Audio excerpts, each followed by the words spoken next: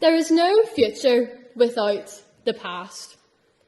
There is no future without us acknowledging the struggle for a solution to sectarianism in Northern Ireland.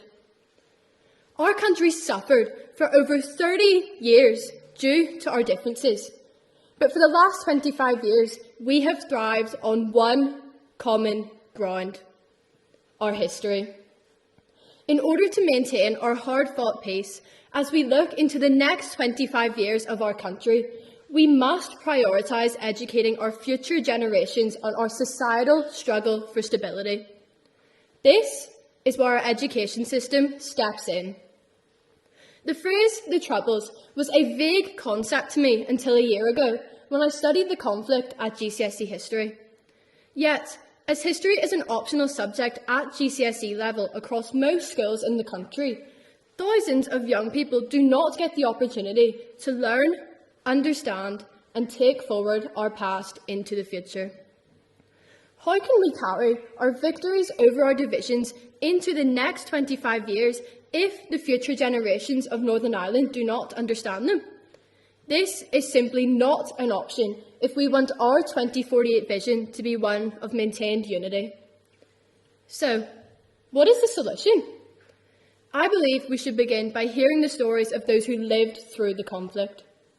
As I see it, this should take the form of inviting guest speakers into schools to talk to their school year groups about how their life has been impacted and sometimes uprooted by sectarianism. This will not only aid the understanding of our future generations on their own history, but also aid us as a country as we aspire to a more diverse and progressive society. It is essential that we educate before it is too late. And if we want to maintain our united society, I believe it is essential that we obtain political stability in this country. Every citizen, every human being deserves to be represented on the international stage by a government that represents their beliefs, their voices and their power. I stand today in the Senate chamber of Northern Ireland's parliamentary building, Stormont House, pleading for an effective government that should be occupying the seats that you all sit in and projecting the valid voices of their people through this very microphone. We deserve a Northern Ireland that represents the power of its people.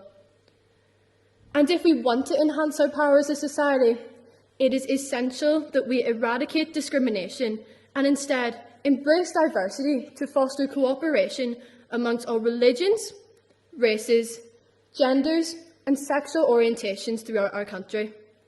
This will aid us in enhancing the united culture of Northern Ireland, a culture that I am proud to be a part of, and one that I want to ensure that my children and grandchildren get to honour as well.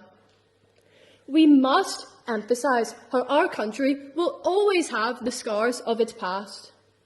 But these scars are healed, and our values are now those of commitment, empathy and inclusivity.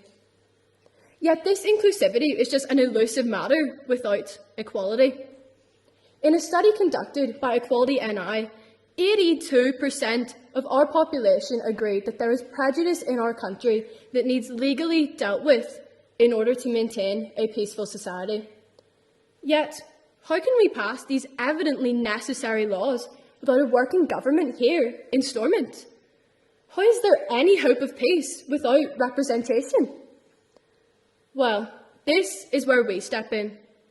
We are the voices of Northern Ireland, and we are the voices that will project into the future. I have a dream that my 4 little children will one day live in a nation where they are not judged by the colour of their skin, but by the content of their character.